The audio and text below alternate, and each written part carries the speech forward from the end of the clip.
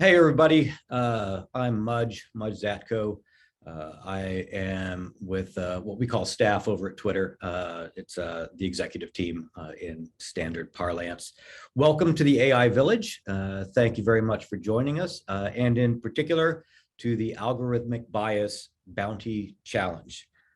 Special thanks to AI Village for hosting this and to their mission of attempting to improve and reveal different parts of artificial intelligence and make it more acceptable and safe and supportive of the world in general. I've been asked to say a few words for the introduction here. I've been coming to DEF CON for, well, I don't want to reveal my age on that. I guess you can probably look it up online, for a long time.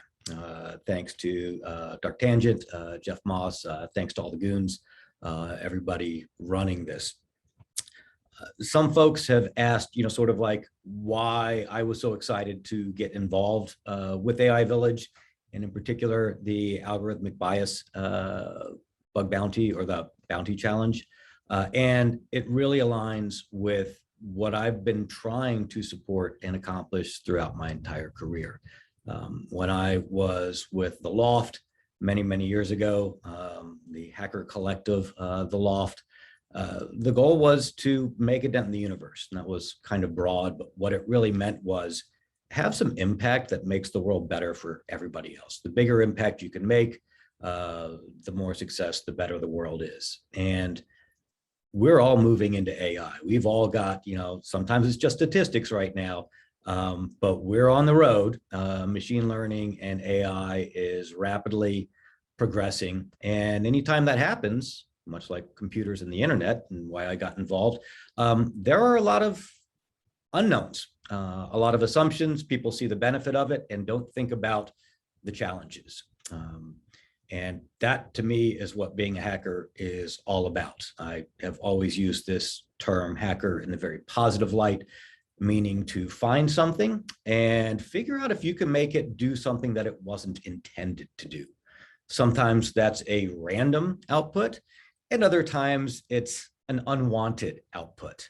And, historically in computer programming and other areas, oftentimes they'd say, oh, well, that's just bad luck that this algorithm or function ended up, providing the worst case scenario. And in my world, bad luck can be manufactured, and I am fascinated with the journey of trying to figure out how to create those edge cases. And that's very similar to, not only what we did with kind of pioneering full disclosure or proof of concepts, and it's very close to what what we're doing here in the AI Village right now in this particular event, which is, all right, you've got some algorithms, let's see how we can abuse them. And this sort of abuse comes in all those flavors, unintended biases. There's a really good book called Hello World, Being Human in a Digital Age. I recommend that if you're not terribly familiar with this field. And there are intentional bad things that you can make algorithms do. And that's what, to me, that's what's really exciting about this. Now, why? Is it just that I, am fascinated with, messing with things? Okay, partly. But it's sharing and it's revealing. It's shining a light on an area that many people, might not have considered. And I think that's our duty, to the world, is to try and give people enough information that they can make an informed decision on their own part. It's not telling people what decision to make, but it's allowing them to have enough information to make the best decision for that particular time. Hopefully they'll make good decisions. I am really excited to see some of these submissions, to be on the judging panel. I'm really excited that Twitter is supporting this. It's one of the reasons that I joined Twitter, because I spoke to everybody, and they have a mission of, and this is not an endorsement for Twitter, this is just trying to tell you, I think, why this really resonates with Twitter. And I am really hoping that other companies out there, large or small, get behind these things as well, because everybody's going to benefit from it. In Twitter's case, it helps serve the public conversation in all of its warts and all of its beauty, and the health and safety of it, because you don't want an algorithm that's able to be manipulated, or that you're not aware is being manipulated, or that has unconscious bias in it. So hopefully this is the first step in a much larger and much more engaged series where other companies do this, and the world gets to shine a bigger, better, more broad light on an area that I think is extremely relevant to all of us. So with that, please go say hi to all the folks supporting AI Village. I'm looking forward to going over some of the submissions, and I hope you make a dent in the universe yourself and enjoy the rest of DEF CON. At this point, I'd like to introduce Ruman Chowdhury and Yuta Williams, and hand it over to them to walk you through some of the details. Thank you so much, Mudge. My name is Dr. Ruman Chowdhury, and I'm the director of a team known as META, Machine Learning Ethics, Transparency, and Accountability at Twitter. And with me is Yuta Williams. Hi, everyone. I'm Yuta Williams, and I'm a product manager supporting Ruman and the META team here at Twitter. So we're really excited to be bringing you this algorithmic bias bounty. And we're just going to talk a bit about the origins of the challenge and what we're aiming to accomplish. So as a bit of background, my first DEF CON was only 2 years ago, because I'm a DEF CON baby. And I was invited by Ariel Herbert Voss, who is a senior research scientist at OpenAI, but you all probably know her as one of the organizers of AI Village. And they introduced me to this amazing world, DEF CON, and frankly, I learned so much. And one of the seeds that was planted in my brain was the idea of an algorithmic bias bounty. It was my first time seeing a real bug bounty happening at that DEF CON, and the idea just stuck in my brain. Until I came to Twitter, I was not in a position to make something like this happen. So Yuta and I worked together. We talked to leadership. Everybody was super enthusiastic about getting this bias bounty going. And we're really excited to be bringing it to you. But Yuta, I'd love your perspective and take as well, because we were sort of partners in crime on getting this happening. When you shared that original idea with me, I was jumping up and down. In this virtual world, it's really hard to show enthusiasm and body language kinds effectively. But this was just such a fantastic idea, and I couldn't wait to run with it. As a security engineer, and then moving into privacy and moving now into this kind of long-term consequences of the use of data in societal impact, I got to see firsthand when bounties like the bug bounties of old, the original ones from 1995, and then the advancement of bug bounties through the decades, what an impact it had on improving security from the outside, partnering with this community. And I think that we're there. I think we're ready. We're starting to implement changes in product, and we're going to have visible changes to people. And working with a community like this one is super authentic and raw and unfiltered, just like Twitter is in the social media world. Absolutely. And I think both of our backgrounds are actually quite different coming into this field. I know you have more of a security engineering background than I do. And one of the things we are trying to do with this challenge is merge these two worlds. What's really fascinating is that the hacker community, which tends to be more focused on adversarial attacks, is quite different in, just about every way one might imagine from the algorithmic bias community, which tends to be mostly built of a lot of academics and a lot of programmers who work in the field of identifying unintended consequences. However, what I quickly realized at DEF CON is our ethos is really the same. We want technology that improves everyone's experience in the world. And I know Mudge was making a really amazing point of go out there and make positive change in the world. There are many ways one can do it. So Yuta, I was wondering if you could kind of walk through what the challenge looks like and what it is we're trying to do. Absolutely. I'd be really happy to. I'm going to go ahead and share my desktop here real quick.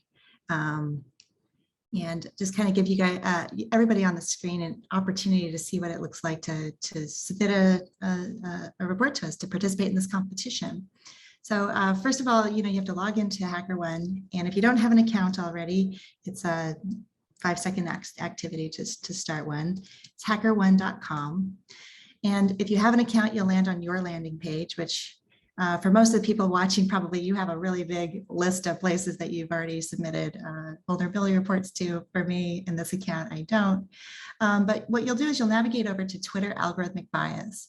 And Twitter algorithmic bias is the landing page where we go through and explain in pretty significant detail the nature of the competition, our motivation for the competition, and understanding that the DEF CON crowd is it's very important that we have a scoring rubric and the ability to really quantify awards for competition, especially first of kind like this one is. We've provided a whole lot of information about our rubric for scoring, so you can self-score any submission that you provide. Really encourage everybody to take a look at this literature. We have an amazing group of researchers who had to build this from scratch and do a whole bunch of research and kind of combine brains between this research side and how security vulnerability programs have worked in the past to create this first iteration. And we'll call it 1.0, because I don't think this is the last time we'll do something like this. Rowan, you want to share a little bit about the types of harms that we're trying to capture? Absolutely. So we're really focused on the idea of representational harms, because the algorithm that we put forth is a saliency algorithm, which we have used to crop photos in the past, but folks use for many different reasons. So very specifically, what a saliency algorithm does is it looks at every pixel in an image, and based on a model that was trained on human eye tracking data, identifies what central points would be in that image, and it kind of looks like a heat map. Of course, there are ways in which this could be misused unintentionally and intentionally. So we've provided a grading rubric for different kinds of harms that we've identified based on existing literature and given some sort of a point value to it. There are multipliers that increase your score by the level of likelihood and impact, which for those of you who come from a security threat world, those words sound quite familiar to you. So we've adopted that language as well. And we also want folks to think about the justification. Why are these harms important for us to think about?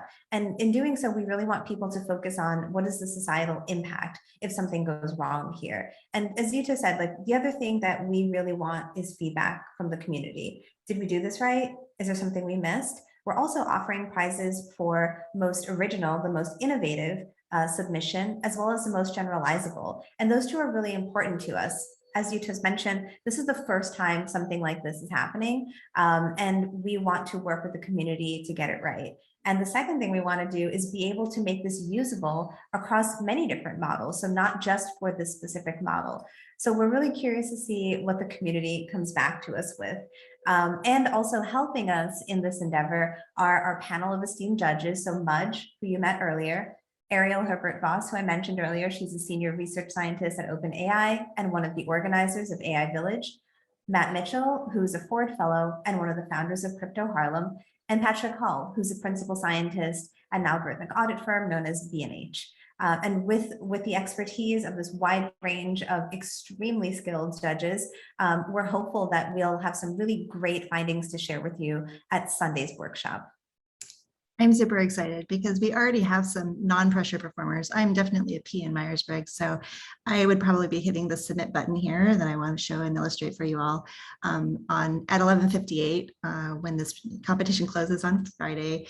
But basically, we're just asking you to fill out a README and provide some self-grading recommendations and supply code if you used it to demonstrate the bias or demonstrate the exploit, and basically to help us improve. We know we're not going to get it right this first round 100% of the way, but we're hoping that we can improve for next time. So as a product manager, you always start with iteration 1.0, and I'm looking for all your feedback, especially on how we can make this better for the future. All right, and we already have 7 submissions, so I'm just going to say, competition is getting heavy. Yeah, and I agree. I am also the kind of person who'd be submitting it at 11:59:59 or 11:59:58. So just a reminder that the submissions are due on Friday by 11:59 p.m. Pacific time. We will be assessing all of the entries on Saturday because Yuta and I have no weekend, and thank you to our judges for taking time out of their weekend as well. And on Sunday, we will be talking through the winning submissions, and our researchers who are absolutely critical to building the rubric and getting this challenge off the ground, Irene and Kira, will be talking a bit about the winning submissions and talking through why. And we'll also have a Q&A that will open up to the community, and we'll answer all your questions about the bounty as well. Fantastic. So with that, I think that we can probably set you all loose to go and do great things, break the world, and help us figure out what we can do better for next time and how we can improve the algorithms on our platform. Want to thank you from Twitter and from the team that prepared this rubric, and want to really send a big thank you out to HackerOne, who with very little notice really helped us prepare the competition page and support your submissions and the eventual awards. Want to thank a number of groups within Twitter who kind of all rallied together. You know who you are, so I won't make mention of you here, but we couldn't have done this without a real cross-functional team that wanted to say yes to a project like this, and just enthusiasm in general. You know, we had a chance to talk with Jack about this competition and the importance of openness and being available to listen to our consumers and listen to the people affected by our products and services, and that we want to do this with you. And you know, we're prepared for what you're going to bring, and we'll respond and take it all quite seriously. Absolutely. And I'm just going to plug here that we are hiring on the Meta team. So if this is work you enjoy doing, if you want to be part of a team in industry trying to make things right from within, find us, message us. I'm always on Twitter, so you can DM me. And I look forward to conversations with you. And of course, a big thank you to AI Village for getting this competition going. They were very flexible and very enthusiastic. So specifically, Rich and Eric, thank you so much for working with us on this. Fantastic. Well, with that, we will set you loose. Much appreciation, everyone.